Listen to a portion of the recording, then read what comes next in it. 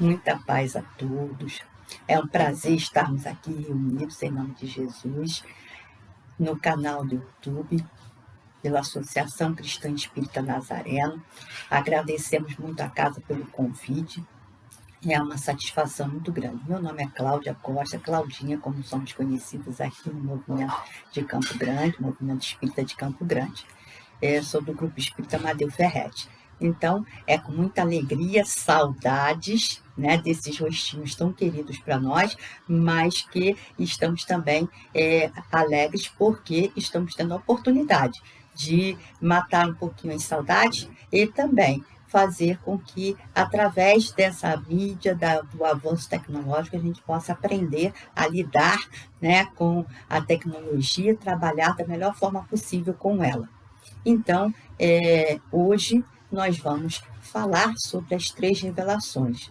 As 3 revelações, Moisés, Jesus e o Espiritismo, que está inserido no Evangelho segundo o Espiritismo, que é um livro que fala sobre as leis morais.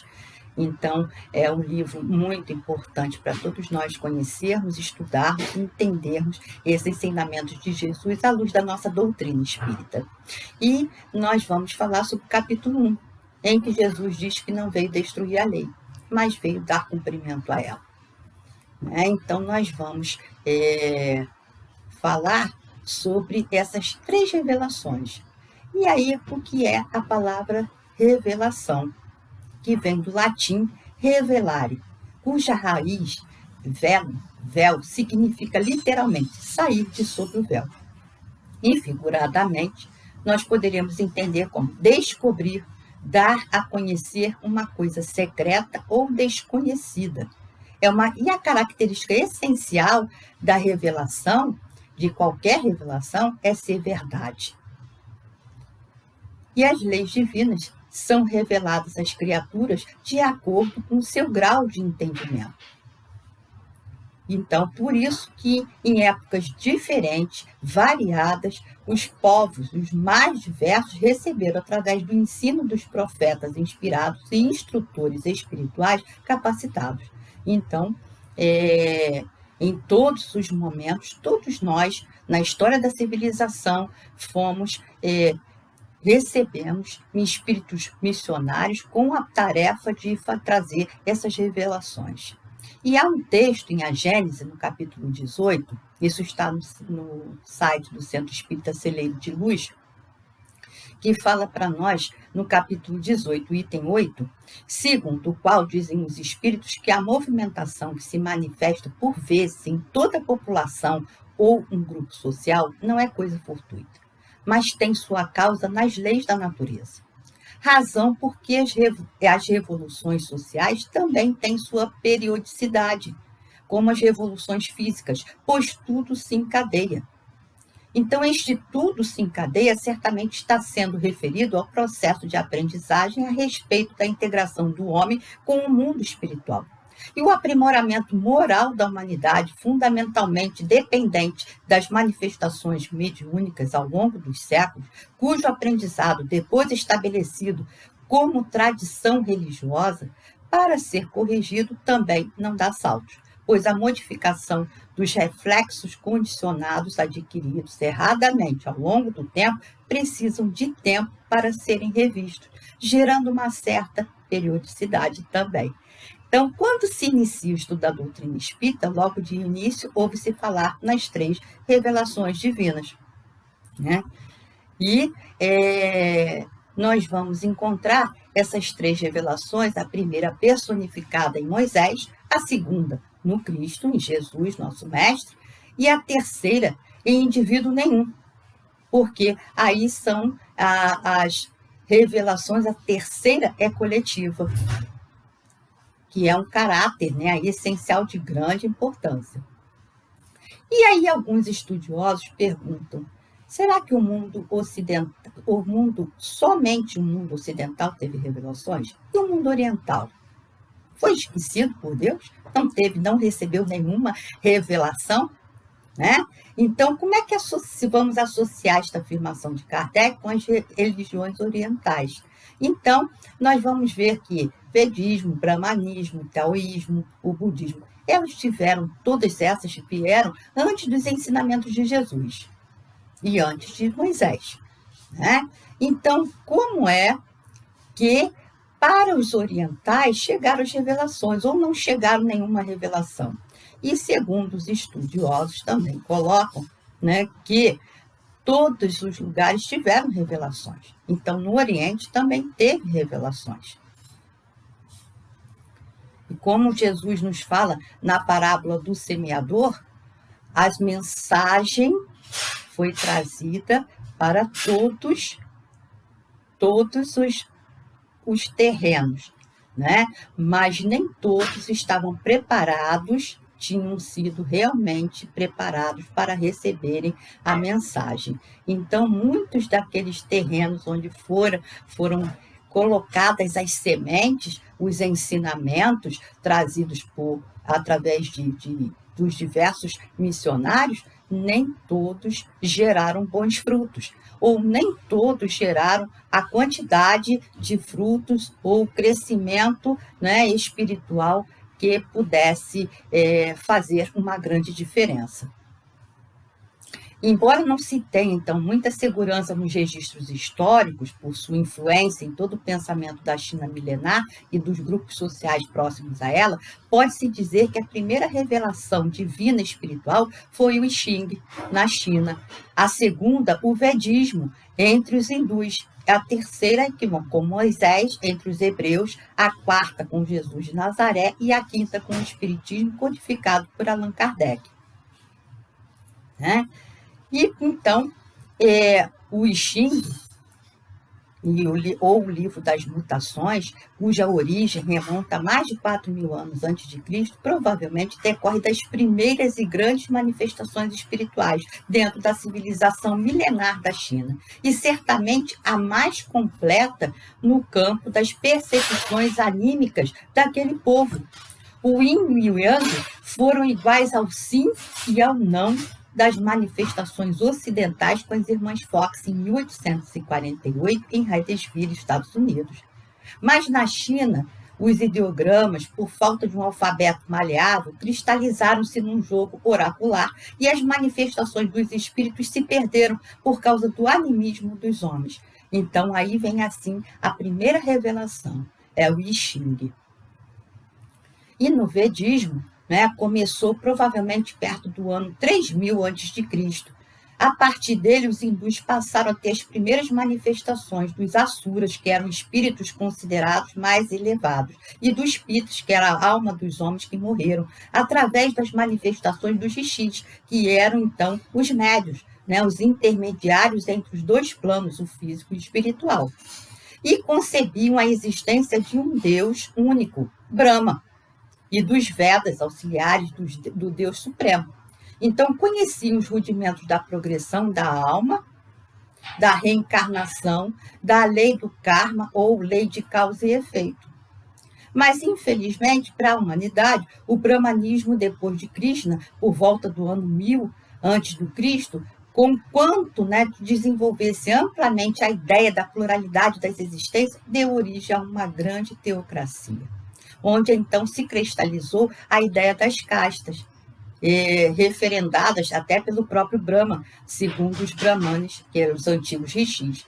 Então, essas manifestações dos espíritos, elas ficaram enclausuradas, cercadas pela casta sacerdotal. E ao povo só restavam, então, o quê? As preces, os hinos cantados e a meditação como alimento para superar o karma e alcançar a iluminação. Então, assim, nós vamos ter mais uma revelação, que é a segunda revelação no Oriente, em que ficou, onde houve aí uma grande dificuldade de haver essas comunicações mediúnicas, elas se permanecerem.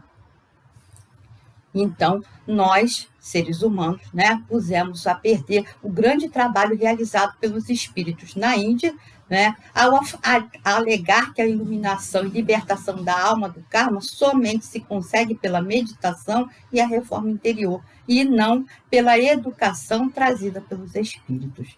as orientações que recebemos pelos nossos amigos espirituais. Então, assim, houve esse encarceramento da mediunidade e, com isso, nós não tivemos aí uma grande ajuda espiritual, porque nós não permitimos esse acontecimento. E o próprio Jesus nos coloca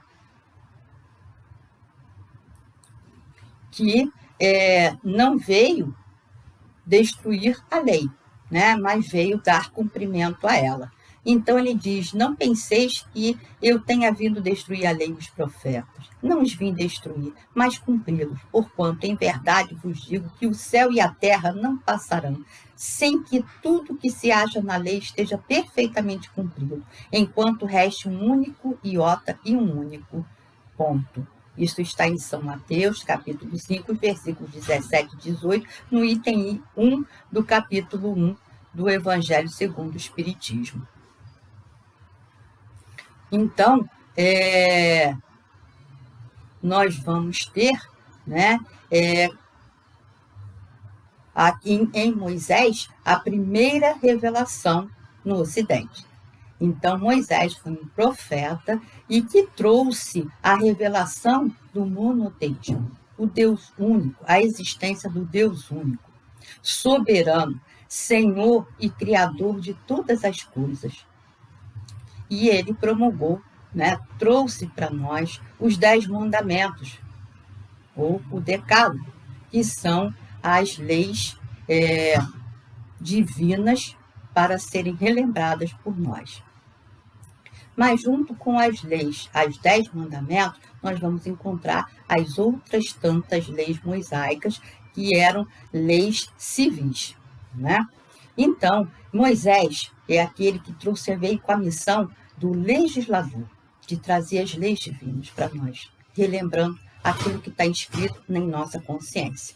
Moisés, ele era um homem que foi criado no Egito, né? Vamos lembrar um pouquinho da história rapidamente. Moisés foi criado, nasceu no Egito, porque os judeus foram para o Egito numa época de seca, e lá permaneceram. E permaneceram por mais ou menos 400 anos. Então, depois desse tempo todo, os judeus tinham crescido bastante e evoluído economicamente. E com isso os egípcios começam a ter medo dos judeus e começam então a fazer o quê? Uma separação entre os egípcios e os judeus. E começaram a manter os judeus numa situação de quase que uma escravização. Para quê? Para que eles não crescessem e não sobrepujassem a lei, a ordem, a lei egípcia. Com isso, o que acontece? Chega um ponto que os judeus estavam muito maltratados no Egito e estavam precisando da sua libertação. E a gente pode entender transcendentalmente, né, que não era só a escravização material, mas se encontravam uma série de escravizações que todos nós passamos, todos nós muitas vezes nos deixamos escravizar por nossos vícios, as nossas paixões doentias, né? E aí a necessidade da libertação, de chegar ao ponto de a gente refazer o caminho e então conseguir nos libertar daquilo que estava nos prendendo, nos atendo ao passado não muito agradável e não correto. Então, Moisés vai e retira esse povo do Egito, os judeus, e leva para a terra prometida. Essa é a sua missão, a sua tarefa de libertar esse povo lá da escravidão do Egito para levar à terra prometida. Essa terra prometida poderia ser aqui na Terra, no nosso planeta material? Provavelmente não era. Mas se Moisés dissesse que a terra, que seria a terra realmente boa, para que nós pudéssemos ficar, fosse no plano espiritual, ninguém teria seguido Moisés. Então, essa terra da promissão foi dita que ficava onde? Novamente, para eles retornarem a Israel, para que pudessem retornar àquela terra que eles tinham deixado para trás quando foram para o Egito. E assim, Moisés traz as 10 leis divinas, né? Que é o decálogo, os 10 mandamentos, em que, na primeira, Deus diz: eu sou o Senhor, vosso Deus, que vos tirei do Egito, da casa da servidão. Não tereis diante de mim outros deuses estrangeiros. Não fareis imagem esculpida, nem figura alguma do que está em cima do céu, nem embaixo da terra, nem do que quer que esteja nas águas sob a terra. Não os adorareis e não lhes prestareis culto soberano. Isso aqui está mostrando o quê? Que Deus é um ser único. O segundo, não pronunciareis em vão o nome de Deus, nosso Senhor. O terceiro, lembrai-vos de santificar o dia do sábado. Quarto, honrai a vosso pai e a vossa mãe, a fim de viver de longo tempo na terra que o Senhor vosso Deus vos dará. Então, honrar pai e mãe. Jesus lembra essa lei, né? Quinto, não matarás. Sexto, não cometerás adultério. Sétimo, não roubareis. Oitavo, não presteis testemunho falso contra o vosso próximo. Nono, não desejeis a mulher do próximo. O 10º, não cobiçais a casa do próximo, nem o seu servo, nem a sua serva, nem o boi, nem o asno, nem qualquer das coisas que lhe pertençam. Então, para não haver o quê? Cobiça, inveja. Então, aqui estão as leis morais trazidas por Moisés. E, mediunicamente, essas leis foram trazidas através ou da pneumatografia, que seria a escrita direta, feita pelos espíritos, que é um fenômeno de efeitos físicos, ou seria a psicografia, em que Moisés recebeu intuitivamente essas mensagens, tá? Então, assim foi a primeira revelação, que é a existência, a ideia, né, do Deus único, monoteísmo. A segunda revelação está pautada em onde? Personificada em quem? Em Jesus, que surge aí 2000 anos depois, praticamente 2000 anos depois, onde nós já tínhamos amadurecido um pouquinho mais. Moisés era um legislador, um missionário, porém as leis divinas eram essas 10. Mas Moisés criou outras tantas, centenas de leis, para quê? Que eram leis civis, de regulamentação da sociedade. Uma sociedade ainda insubmissa às leis divinas, ainda insubmissa às leis. E a gente sabe que criar lei é fácil, mas dar cumprimento a ela é que é difícil, né? Então, o que Moisés fez? Para que nós pudéssemos seguir as leis de Deus, Moisés fala de um Deus que é o que? Inflexível. Um Deus parcial, né? Um Deus onde a sua justiça é uma justiça dura. Não é baseada no amor e na misericórdia. Por quê? Por causa da nossa insubmissão. Então, como éramos ainda um povo bárbaro que necessitávamos de dureza para nos mantermos na linha, né, para que nos mantivéssemos cumprindo as leis, então Moisés coloca que todas as leis, inclusive as leis civis, que eram temporárias, iriam passar, porque conforme a sociedade vai crescendo, essas leis deixam de ter necessidade e outras tantas são criadas. O que Moisés diz? Que todas as leis eram leis divinas, inclusive as leis humanas. E aí, mais tarde, nós vamos ter, quase 2000 anos depois, a presença de Jesus, o nosso mestre. É o modelo dado por Deus para nós, humanidade, como o aperfeiçoamento moral. E, portanto, Jesus vem nos trazer aí e sintetiza as leis divinas. E ele sintetiza em 2 leis: amar a Deus sobre todas as coisas e amar ao próximo como a si mesmo. E Jesus, então, não vem destruir a lei de Deus, né? Veio cumpri-la, isto é, desenvolvê-la, dar-lhe o verdadeiro sentido e adaptá-la ao grau de adiantamento dos homens. Por isso é que se nos depara nessa lei o princípio dos deveres para com Deus e para com o próximo, base de toda a doutrina cristã. Então, todas as leis de Deus, de Jesus, todas a mensagem divina, A mensagem trazida por Jesus para nós é uma mensagem de amor a Deus, uma mensagem de amor ao próximo. Então, que nós possamos amar, aprender a amar a nós, ao nosso semelhante e amar assim a Deus. Então, ao Deus que está em nós, né? Então, com isso, Jesus vem trazendo uma outra visão de Deus. Agora, não é o Deus do temor, mas é o Deus do amor. É o Deus que é infinitamente bom, misericordioso, justo, mas é generoso. Então, um Deus em que a sua lei se cumpre de uma maneira misericordiosa, porque ela é pautada no amor. Então, o Cristo tomando a lei antiga e o que era eterno e divino, e rejeitando o que não era senão transitório, puramente disciplinar e de concepção humana, as leis mosaicas, né, acrescentou a revelação da vida futura, das penas e recompensas que esperam o homem depois da morte.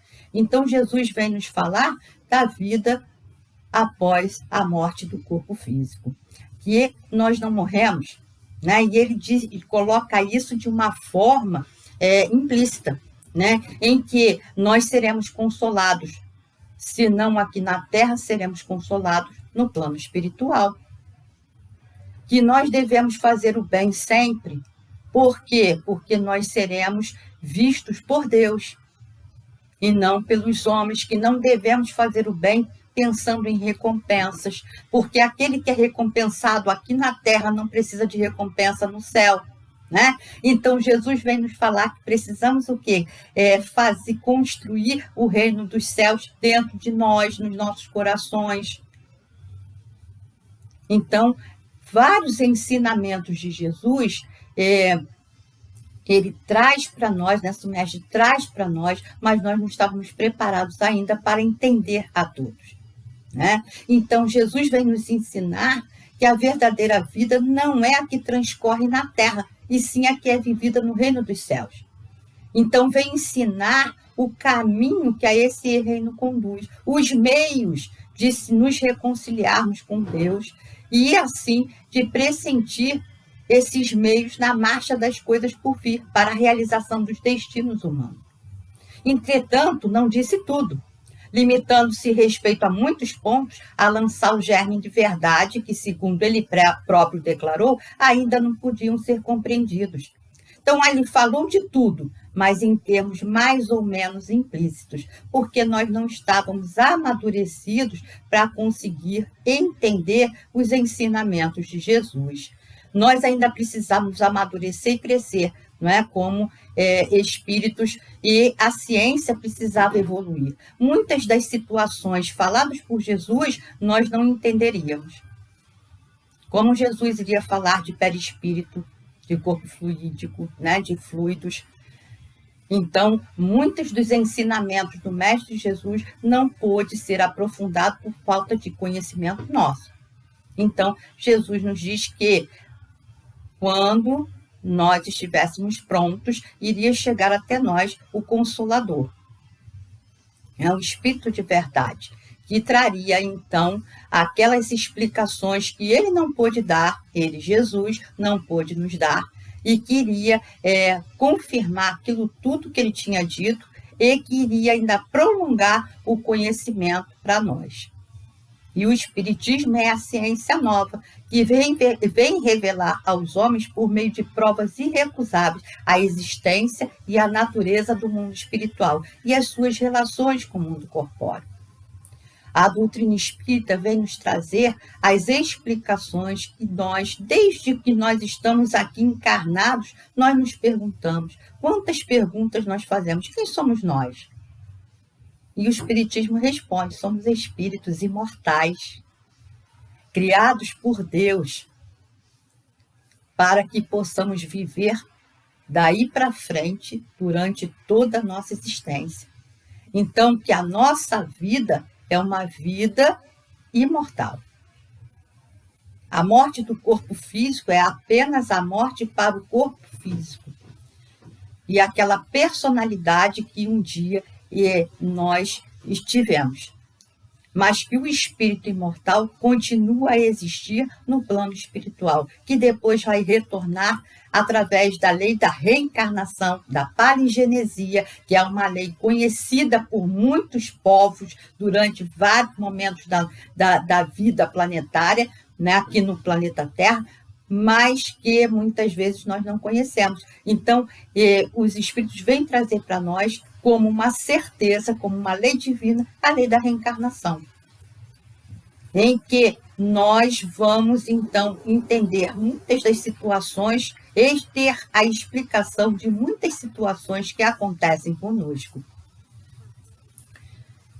Vamos falar também da lei de causa e efeito, né? Que é de acordo com como nós agimos, nós vamos receber as consequências dos nossos atos, das nossas ações, das nossas escolhas, boas ou más. Então, de acordo com as nossas escolhas, de acordo com as nossas ações, nós teremos aí consequências geradas por nós mesmos, mas que teremos oportunidade de desfazer, de fazer de novo, porque a reencarnação nos permite isso. Vamos crescendo, evoluindo. E se vamos encarnar enquanto nós precisarmos aprender, né? E aí a doutrina espírita vem nos responder outra pergunta que fazemos desde que o mundo é mundo. Além de quem somos nós, espíritos imortais, nós perguntamos de onde nós viemos? Do plano espiritual. E para onde nós vamos voltar? Para o plano espiritual. E como é que nós queremos voltar? Né? Como é que nós queremos retornar ao plano espiritual? Para sermos felizes. E nós estamos construindo dentro de nós um estado consciencial ditoso ou infeliz. Isso é obra nossa, não é de mais ninguém. Né? Então, nós é que construímos o quê? As nossas penas futuras, ou a nossa alegria futura. Então, é de nós essa construção, não é de mais ninguém. Né? Então, a lei do Antigo Testamento teve em Moisés a sua personificação, a do Novo Testamento tem no Cristo. O Espiritismo é a terceira revelação da lei de Deus, mas não tem a personificá-la nenhuma individualidade, porque é fruto do ensino dado, não por um homem, mas sim pelos espíritos, em todos os pontos da Terra, com o concurso de uma multidão inumerável de intermediários, que são os médios. É, de certa maneira, um ser coletivo formado pelo conjunto dos seres do mundo espiritual, cada um dos quais traz o tributo de suas luzes aos homens para lhes tornar conhecido esse mundo e a sorte que os espera. E ali nós temos 3 aspectos da doutrina espírita: o aspecto científico, que vai falar sobre o quê? Sobre a mediunidade, sobre essa relação, né? E o objeto de estudo, que é o espírito. E, portanto, é a ciência que prova a imortalidade da alma, que nós somos espíritos imortais, porque através da mediunidade isso é comprovado, corroborado pelos diversos espíritos, através das comunicações, através de diversos médiuns que trouxeram para nós esse entendimento. E no aspecto filosófico, aí nós vamos encontrar as leis de Deus sendo faladas, sendo estudadas, leis morais, né? Como a lei da reencarnação, a lei de causa e efeito, a lei de afinidade. Então, nós vamos entender as leis divinas, leis que regem o mundo material e o mundo espiritual. E a nossa relação como seres humanos dentro do nosso planeta material, como também quando estamos no plano espiritual. Então, são todos esses ensinamentos trazidos pelos espíritos, de que existe o mundo, os mundos espirituais. Nós estamos, como Jesus nos ensinou, há diversas casas, há diversas moradas na casa do Pai. Então, mundos no plano físico e mundos no plano espiritual. Então, são esses ensinamentos todos que a doutrina espírita vem trazer, né? E de acordo com os ensinamentos cristãos. A doutrina espírita não cria nenhuma nova moral, mas continua, né, a moral cristã, é baseada na moral cristã. E, assim, de acordo com a doutrina espírita, existem dois elementos que regem o universo, o elemento espiritual e o elemento material, sem esquecermos que, acima de tudo, está Deus. Então, nós temos aqui 5 aspectos básicos da doutrina espírita: a existência de Deus como inteligência suprema, causa primária de todas as coisas. A segunda é a imortalidade da alma humana, que pré-existe ao corpo e a ele sobrevive. Terceiro, a reencarnação ou pluralidade de existências como um meio de progresso para os espíritos. Quarto, a intervenção recíproca dos espíritos e dos homens nos mundos em que respectivamente estão vivendo, que é a comunicabilidade com o plano espiritual com o plano material. E quinto, a pluralidade dos mundos habitados. As 3 revelações, cada uma a seu tempo, veio trazer novos horizontes para a humanidade. Primeiro, Moisés, com o monoteísmo. Então, destina-se a corrigir nossos instintos. É o grito quente do deserto, despertando a consciência e dominando-as pelo medo de um Deus vingativo e impiedoso. Aí a segunda revelação, Jesus, nosso mestre, amor, sintetiza todas as verdades cósmicas, cantando as melodias do amor nos ouvidos dos séculos. É a voz meiga do pastor chamando ao reino de Deus os anônimos e humildes, os fatigados, oprimidos. Deus, Pai, misericordioso e bom, e conquista todos nós pelo coração. E o terceiro, o Espiritismo, que nos fala sobre a reencarnação. É a maturidade da razão e do conhecimento. É o novo Pentecoste para aliciar a razão. Estudamos as sublimes lições de renúncia do manual da eternidade. A lei do amor e do perdão é o caminho para o céu. E é a doutrina espírita codificada pelo nosso codificador, Allan Kardec, né, o professor Rivaio. E assim, nós só temos que agradecer por termos todas essas revelações chegado até nós, para que nós possamos crescer e evoluir como espíritos que somos. Muito obrigada pelo carinho, pela atenção de todos, e fiquemos sempre com Jesus, nosso irmão maior, e assim nós possamos estar em paz e harmonizados. Muito obrigada por tudo.